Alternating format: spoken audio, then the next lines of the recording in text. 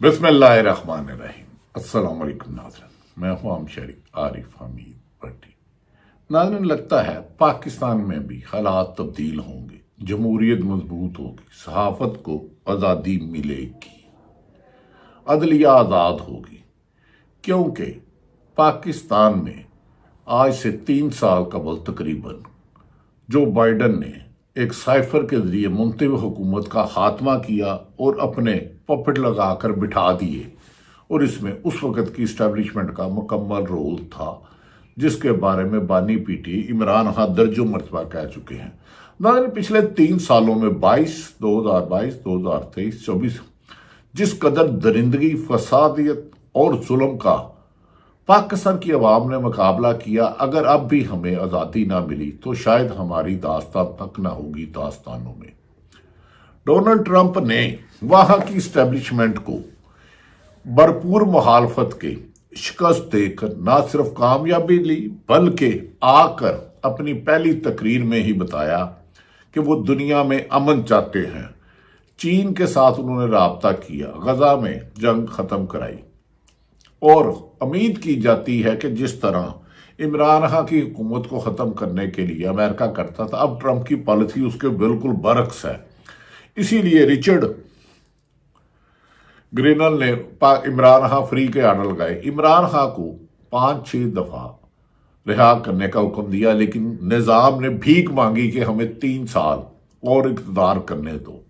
پاکستان کو گروی رکھا گیا غیر ملکی آقاؤں کے اشاروں پر، اور ملک میں جمہوریت کو نہیں بننے دیا گیا۔ ایسے میں بدترین حالات کا مقابلہ کرتے ہوئے پی ٹی آئی نے الیکشن میں حصہ لیا اور ہر قسم کی ظلم کو شکست دے کر عوام نے طریقے انصاف کے لوگوں کو واضح اکثریت دی، لیکن فارم 47 سے جعلی حکومت بنا دی گئی۔ اب اس جعلی حکومت کے اوپر جو چھتری تھی جو بائیڈن امریکن صدر کی، وہ ختم ہو چکی ہے، اور امریکن صدر ڈونلڈ ٹرمپ نے پہلے دن ہی اقتدار کے دن سنبھالتے ہی ڈونلڈ ٹرمپ نے سابق صدر جو بائیڈن کے 80% فیصلے اور تمام اقدامات کو یک جنبش ختم کر دیا گیا، ان کے فیصلوں کو کلندم قرار دے دیا گیا اور ان کی پالیسیوں کو ترک کر دیا گیا۔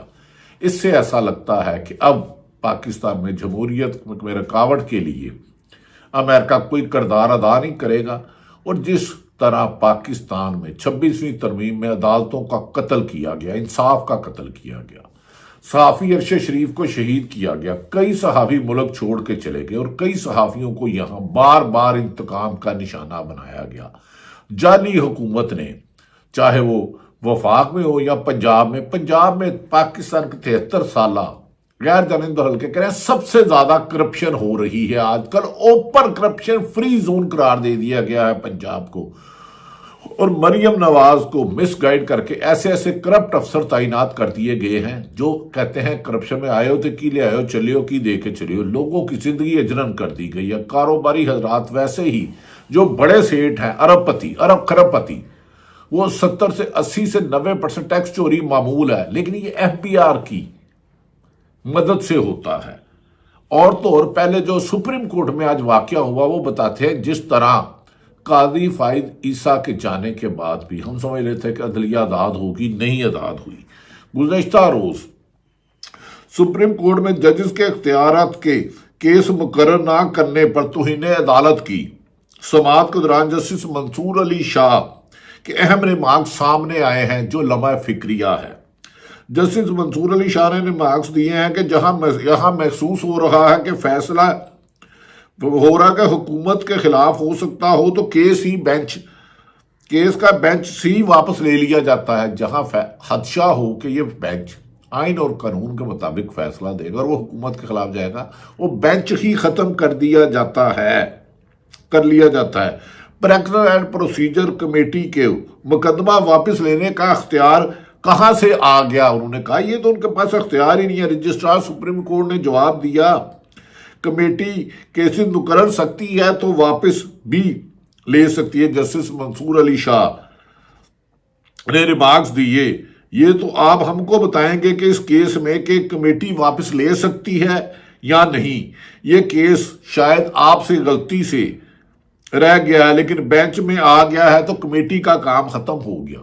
ایک کامن سینس ہے، کمیٹی نے ایک فیصلہ کر لیا 3 رکنی نے، وہ کہ اس میں منصور علی شاہ صاحب کو نظر انداز کیا گیا، یہی آفریدی اور ان کے آئینی غیر آئینی طریقے سے جج بننے والے نے اسے کر دیا۔ تو انہوں نے کہا پھر اس کے بعد کمیٹی کا اختیار ختم ہو جاتا ہے، یہ کیس آپ سے رہ گیا ہے، اب ہمارے سامنے آ گیا ہے۔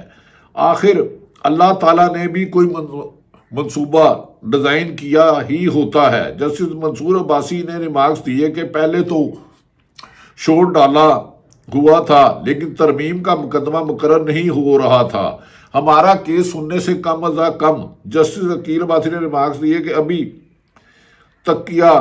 ابھی تک سوال پوچھ لیا تو ہو سکتا ہے کل بھی بینچ ٹوٹ جائے، اگر میں نے کوئی اہم سوال پوچھ لیا تو پھر بینچ ٹوٹ جائے گا۔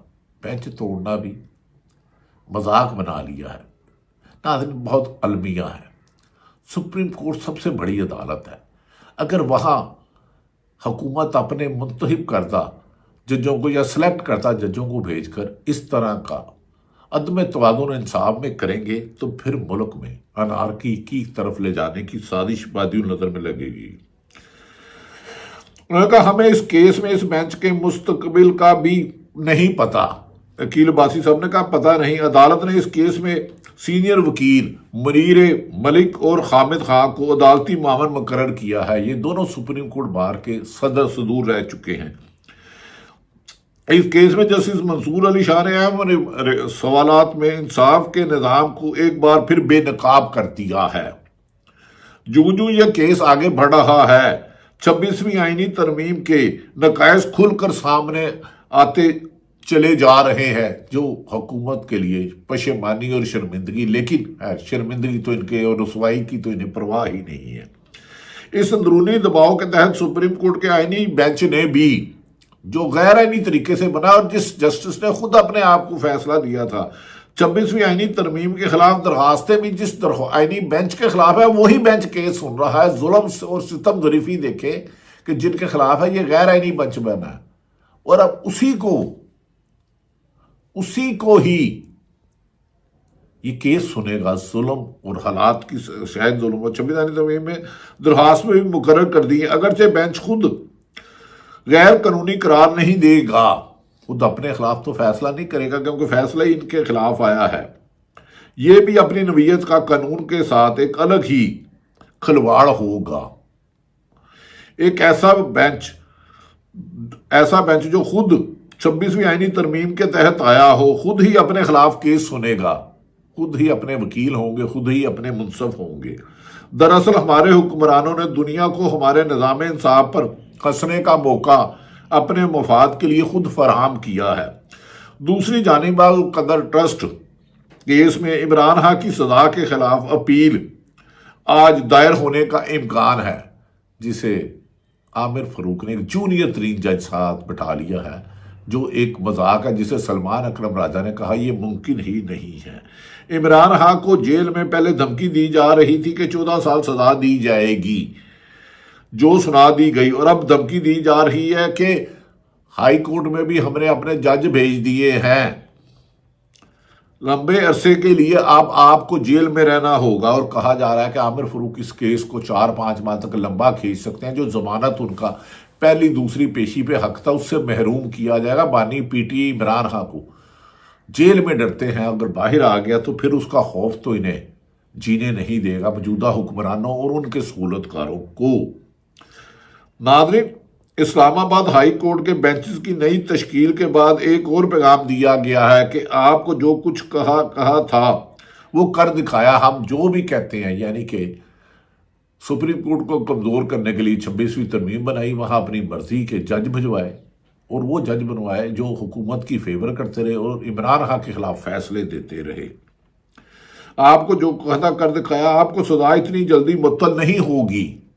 بظاہر بادی النظر میں ایسے لگتا ہے، ہم سے بات کرنے یوں لگتا ہے کہ عمران خان اور نظام کی آخری لڑائی ہے اب، اور عمران خان اس لڑائی میں بھی بظاہر سرخر ہوتے ہوئے نظر آ رہے ہیں۔ ناظرین، اس سلسلے میں آج سماعت کے دوران حسنات ملک ہیں جو کورٹ رپورٹنگ کرتے ہیں، ان کی بہت اچھی شہرت ہے۔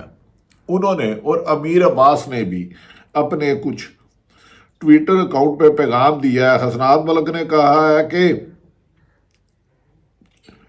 موجودہ عدلیہ کی جنگ اس سے پہلے کبھی ایسے نہ دیکھی تھی جو آج کل ہو رہا ہے۔ انہوں نے کہا جو چیف جسٹس اپنی عدالتوں کے فیصلوں پر عمل درآمد نہیں کرا سکتا، اپنے ججوں کا ساتھ نہیں دے سکتا، اسے گھر چلے جانا چاہیے۔ حسنات ملک جو کورٹ رپورٹر ہیں وہ فرما رہے ہیں دوبارہ خاص ٹریڈنگ ہی کریں چاہے گھوڑے بیچے، نمبر 1 میں باندھ دیے ہیں۔ حسنات ملک نے پھر ایک اور سوال پر انہوں نے کہا کہ پاکستان میں کوئی سرکاری ادارہ 65 سال کی عمر سے زیادہ کسی بھی شخص کو بھرتی نہیں کر سکتا، لیکن جسٹس یحییٰ فریدی صاحب نے 65 سال سے زیادہ عمر کے شخص کو رجسٹرار لے آئے ہیں، صرف اس لیے کہ میرے ساتھ گولف کھیلتا ہے۔ اب انتخاب رجسٹرار کا اس کی قابلیت کی بجائے اس کے ساتھ گولف کھیلنا ہوگا۔ اپنا بندہ ہے 19ویں گریڈ والے کو ڈی جی پلاننگ کی 21ویں گریڈ کی پوسٹ بھی دے دی ہے۔ پلاننگ ہو رہی ہے کہ واش رومز کو کہاں شفٹ کرنا ہے۔ ناظرین، یہ حسنات ملک نے کہا ہے جو کورٹ میں ایک سند رکھتے ہیں اور ان کی ریپوٹیشن بڑی اچھی ہے۔ اس کے علاوہ ہمارے بڑے اچھے دوست ہیں امیر عباس، انہوں نے مریم نواز کے بارے میں تھوڑے سے حقائق بتائے ہیں۔ مریم نواز نے کی حکومت میں اس وقت پنجاب میں 76 سالہ تاریخ کا سوشل ویلفیئر ہو، پولیس ہو، ریونیو ہو، کوئی بھی ڈیپارٹمنٹ، ایجوکیشن ہو، ایکسائز ہو، وائلڈ لائف ہو، کرپشن میں مقابلے ہو رہے ہیں، اور اس طرح اوپن کرپشن ہو رہی ہے کہ جس کو زندگی میں کبھی نہیں دیکھا۔ لیکن مریم نواز زیادہ ٹک ٹاک اور سوشل میڈیا میں ایکٹنگ کرتی ہوئی نظر آتی ہیں۔ محترمہ، اگر آپ کو اللہ نے اتنے منصب پر بٹھایا تھا تو تھوڑی سی ذمہ داری بھی احساس کر لیں۔ مان لیا کہ طریقہ انصاف ٹھیک کہتی ہے کہ آپ عام الیکشن ہار گئے تھے، آپ 47 کے تھے، تو لیکن وزیر اعلیٰ کے عہدے کا تھوڑا سا تو احترام کر لیں۔ اسکول میں چھٹی کرا کے مرضی کے بچوں کو ایکٹنگ کرا کر بندہ لیڈر نہیں بنتا۔ لیڈر وہ بنتا ہے جسے عوام منتخب کرے۔ خیر، امیر عباس نے لکھا مریم بی بی اپنی ساری محنت بھاگ دوڑ خود اپنے ہاتھوں سے، اپنے برتاؤ، بالی ووڈ طرز کی شوٹ اور اداکاری اور بیکی انتہائی سطح تکراروں پر اور تیسری دنیا کی روایتی طرز سیاست سے ضائع کر چکی ہیں، اپنی تمام توانائی ضائع کر چکی ہیں۔ انہوں نے کہا فارم 47 کا دھبا اور داغ ویسے بھی ان کی اپنی سیٹ سے لے کر حکومت تک برقرار ہے۔ امیر عباس صاحب فرماتے ہیں، بڑے دبنگ صحافی ہیں، پروگرام کرتے ہیں ٹاک شو میں۔ انہوں نے کہا کہ تیسری دنیا کی روایتی طرز سیاست ضائع کر چکی ہے، فارم 47 کا دھبا اور داغ ویسے ہی ان کے اپنی سیٹ کے لے کے ساتھ حکومت تک برقرار ہے۔ عوام میں کوئی جوش یا ولولہ بھی ان کے لیے نظر نہیں آتا، اور سب سے بڑھ کر یہ کہ مریم بی بی خود پسندی کی مرض کا شکار ہو چکی ہیں، خود پسند کی مرض کا شکار ہو چکی ہے، تو تم عوام کی داد رسی کیا کریں گی محترمہ وزیر اعلیٰ صاحبہ؟ اور جس حکمران کو یہ مرض لگ جائے وہ مختلف ہتھ کنڈوں سے حکمران تو بن سکتا ہے مگر کبھی لیڈر نہیں بن سکتا۔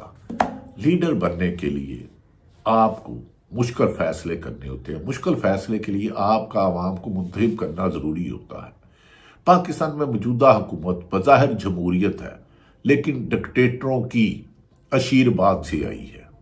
یہ بھی کہا جاتا ہے، بانی پی ٹی آئی کہہ چکے ہیں کہ اسٹیبلشمنٹ اس حکومت کو لائی ہے۔